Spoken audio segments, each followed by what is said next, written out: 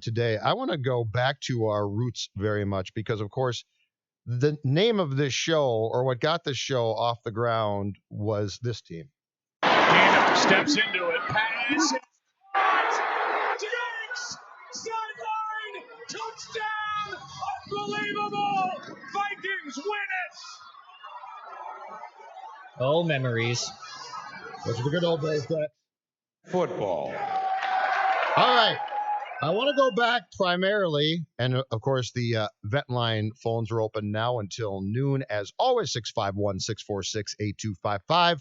We appreciate you listening to us on the Score North mobile app, if that's where you're consuming the show. Maybe you're going old school, AM 1500. Maybe you're going very new school, Twitter, Twitch, and Facebook, 651-646-8255. But Declan Goff, the National Football League Scouting Combine begins next week.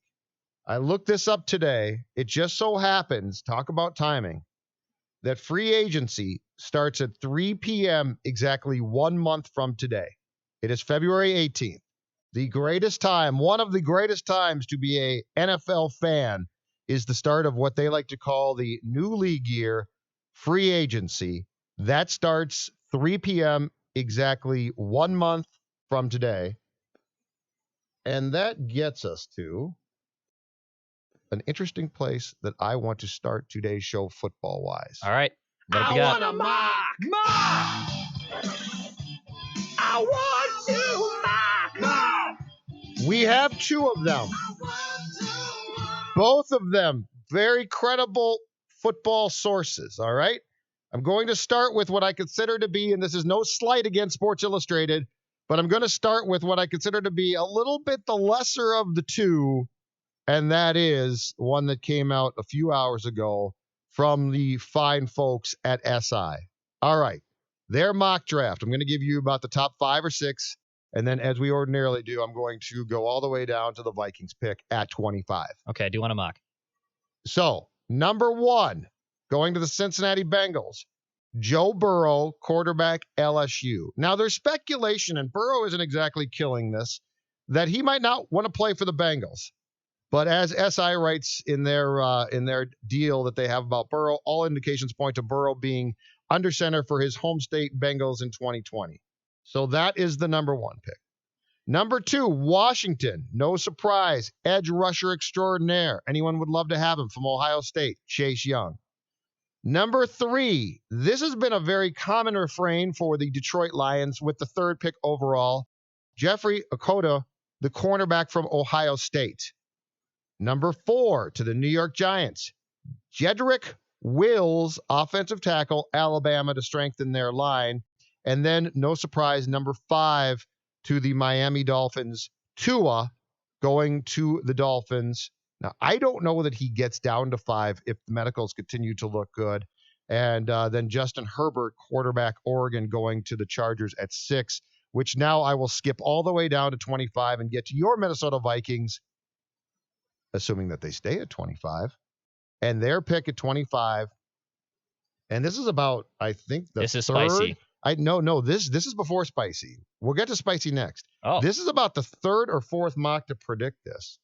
Although his brother is basically issuing cryptic tweets by the day. At number 25, SI has cornerback Trevon Diggs, Alabama, coming to the Vikings. I want a mock! Mock! I want to mock! Now we get to spicy. I want a mock! Mock! I want to mock! The godfather of mock drafts 2.0, Mel Kiper. Mel Kiper clearly said to himself, I'm seeing all these kids do all these mock drafts now, and they're all so safe. These kids are being so safe with their predictions. So I'm going to mix it up.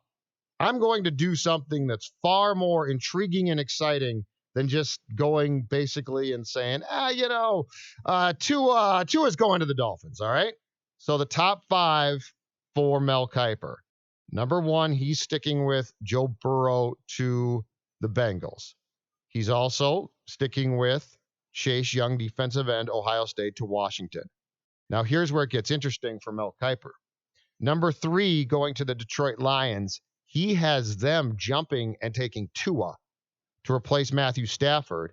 And then, of course, that would mean that Stafford would be done in Detroit. And the relationship between Stafford and the Lions, I think, has become prickly, is a good way to put it at best.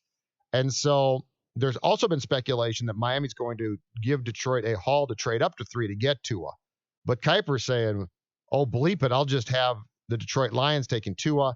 Number 4, Jeff Okudah, the cornerback from Ohio State, going to the Giants.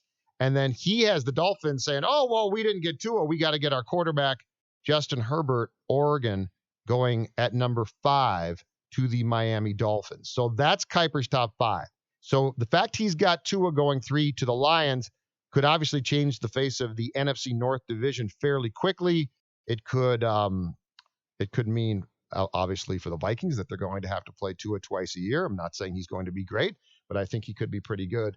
But forget all of that. John, before we get to you, and you're going to like this one, we get down to pick number 25 by Mel Kiper. Oh, yeah. I've gotten to the point now, Dex, where I've been looking at mock drafts for a few weeks now, and I've gotten used to, okay, it's Diggs, it's defensive tackle, right? And those are all things the Vikings need, right? Absolutely. So it's not like, oh, man, that's a terrible pick. But I got down to number 25 for Mel Kiper, and I saw this guy. Hogan wants to throw! Run! It's picked off! Oh my goodness, it's Winfield! What's that you say? Antoine Winfield Jr., number 25 in Kiper's mock to the Minnesota Vikings. Obviously, a great player for the Gophers. Let me read you some of what Mel Kiper Jr. wrote in explaining, and this is the first time, I think this is the first time I've seen that Antoine Winfield Jr. being projected as a first-round draft pick, much less going to the team his dad played for. Kiper writes, yes, this is the son of that Antoine Winfield who was drafted by the Bills in round 1 in 1999 and played 9 seasons for the Vikings. The junior Winfield had 7 picks last season, and while interceptions can sometimes be misleading as a projection tool for prospects, he was more than a ball hawk. He also had 88 tackles, 3 sacks, and 2 forced fumbles. He obviously had a great year. Winfield showed, Kiper writes, great range and instincts at the position, and I really liked watching his 2019 tape. Let's hope he's past the hamstring and foot injuries that prematurely ended his 2017 and 18 seasons for the Golden Gophers. Safety might not appear to be a top priority for the Vikings, but they have salary cap issues and could lose Anthony Harris to a big offer in free agency. So yes, Mel Kiper, the godfather of drafts, has the Vikings taking a safety, and it is the son of former Viking great, and I consider this guy to be a great player, Antoine Winfield Jr. or Sr. coming to the Vikings. I want a mock! Mock! I want to mock! Mock! All right, so Vent Line is underway. All right.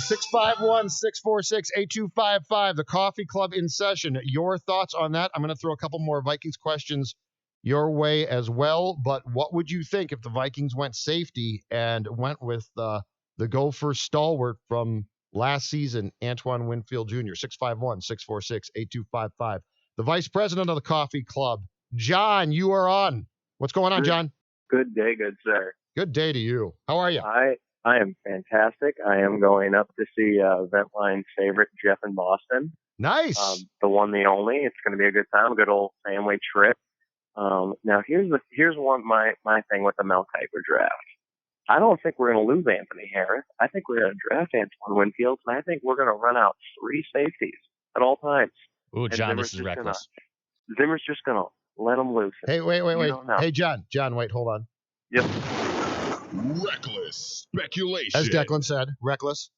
Mm-hmm. No. I think this is about as sound as it gets because you got Harrison Smith. Is he a linebacker? I don't know. Anthony Harris. Is he worth the money? I don't know. Antoine Winfield. Can he play at the NFL level? I don't know. Look at all of those variables. This defense, Judd. Top 5, maybe. It's happening. The offense, 0. Defense, maybe. Whoa! What's happening if the offense is 0 in your mind? They're so good. They're better than number 1. They're number 0. Yeah, John. I don't. So wait. Do you really think, or are you being a jokester? Do you really think they're going to retain Anthony Harris at the contract he's probably going to get? Do I think they will? I'm not sure. Do I want them to? Yes. Well, it would be nice, but keep in mind, the amazing thing is right now, according to overthecap.com, John, the Minnesota Vikings are one of two teams that are over the projected cap for the 2020 season. And I know that they can and will get below this, but that price tag that they're over right now by is $11.2 million. So I don't know. You're not only going to have to cut guys, you're going to have to make some very difficult decisions about probably a couple restructures and probably about not bringing certain guys back that you would love to bring back, because a year ago you went to Anthony Barr and said, we'll bring you back on a contract that is going to cost us eventually. Right. So that's where I really think a guy like Harris gets caught in the middle of this thing of, I don't know that you can afford that one. Judd, what I hear from you is a lot of facts. And what I want to hear is I want to hear hopes and dreams. You know what? I got bad news for you. That often happens on I got bad news for you, John. John, I got to be honest. I'm sports dad. Yeah. It's a life lesson. If you want things that aren't going to happen, I think you've come to the wrong place. I'll just put it that way. So I had to get out of Minnesota. So yeah, all right. Thanks, John. Talk to you. You like that? Enjoy your trip to Boston. Thanks. 651-646-8255. John's always worth a good laugh. I will give him that. It's true. He wanted to sing again, and I said no. I just want reckless speculation, and he gave you that. He thankfully delivered. Yeah, he gave you that. Now, as far as just to touch on the Winfield idea from Kiper, would I expend a first-round pick on Winfield? No.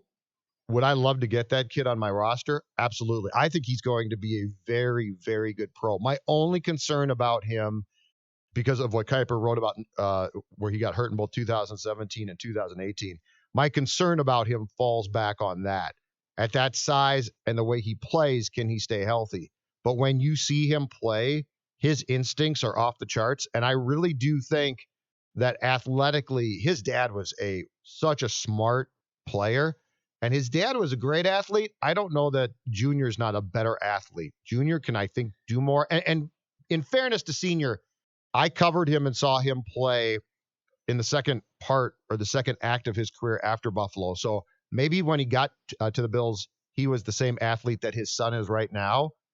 But if you're talking about the potential, let's just say this. Let's say Harris leaves and you have Antoine Winfield Jr. and Harrison Smith as your safeties, and you're talking about the potential of the smarts of that tandem, the football savvy of that tandem, it's off the charts. So if you're going to keep, though, Anthony Harris, Harrison Smith, and then also draft Winfield, you would have to basically restructure Harrison Smith, right? I mean, 'cause if you cut him, I believe it's $3 million against the cap, and I think he makes 14 if he's not cut. Yep. So you'd have to take a significant pay cut if you're Harrison Smith. Harris would probably still have to also take a friendly deal. You'd get more on the open market. Plus, it just seems too good to be true, in my opinion. I don't think it's possible. I think one of those two safeties has to go. I just don't think it works. And Anthony Harris is the intriguing player because he's younger. Harrison Smith, though, is so solid, and he gives you a player who I think is a linchpin to the success of that defense. Absolutely. I guess my question on Anthony Harris is, if Harrison Smith left, is Anthony Harris the same player? Because Harrison Smith, look at how they use him. Look at how the fact that he's up at the line of scrimmage on certain plays, he's a pseudo linebacker on certain plays, and all of the different things that he can do, basically, because Anthony Harris is a very smart player, and I think he's instinctual. But if you take away 22 from him, my question becomes, can he be Harrison Smith, or do guys like Harris also benefit largely because of the fact that Harrison Smith can do so many things? And I don't know the answer to that question. And I don't know it's worth finding out by cutting Harrison Smith, which I don't think they will do, by the way.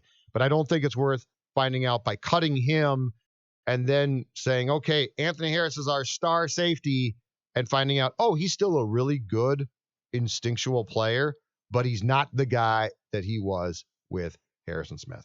But anyway, The Winfield idea intrigues me because I also think here's the other thing that I think that you could do with Junior if you drafted him. I don't know that he's a full-time safety, but I think he could play that position at times for sure. I think he might be a full-time safety, but where he really intrigues me is I think he could do the same thing his dad did so effectively here. Move inside, nickel corner. Because he hits guys hard, and everybody said, well, Antoine's not that big. It didn't matter. Antoine hit so hard that, in my estimation, he ended up being a hybrid safety linebacker. And I could see the same thing with his kid. So Mel Kiper out of nowhere at 25, his 2.0 mock, Antoine Winfield Jr., a Viking.